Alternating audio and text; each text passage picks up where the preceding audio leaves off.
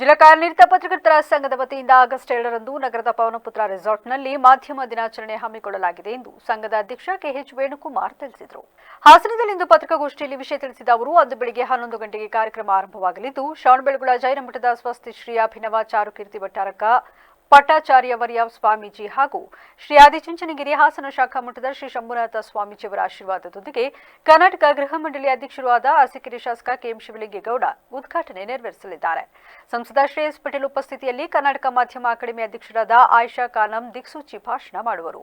ಮಾಧ್ಯಮ ದಿನಾಚರಣೆ ಹಿನ್ನೆಲೆ ಪತ್ರಕರ್ತರ ಕುಟುಂಬಕ್ಕೆ ವಿವಿಧ ಕ್ರೀಡೆ ಆಯೋಜಿಸಲಾಗಿದೆ.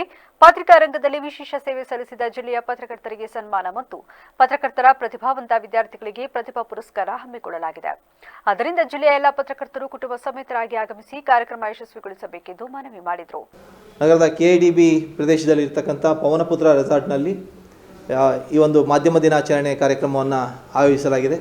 ಈ ಮಾಧ್ಯಮ ದಿನಾಚರಣೆಯ ಕಾರ್ಯಕ್ರಮವನ್ನು ಪ್ರಮುಖ ಪ್ರಧಾನ ಭಾಷಣಕಾರರಾಗಿ ಹಿರಿಯ ಪತ್ರಕರ್ತರು, ಪ್ರಧಾನ ಸಂಪಾದಕರು, ಕನ್ನಡಪ್ರಭ ಮತ್ತು ಏಷ್ಯಾನೆಟ್ ಸುವರ್ಣ ವಾಹಿನಿಗಳ ಪ್ರಧಾನ ಸಂಪಾದಕರಾದ ರವಿ ಹೆಗ್ಡೆ ಸರ್ ಅವರು ಬರ್ತಾರೆ. ಅದೇ ರೀತಿ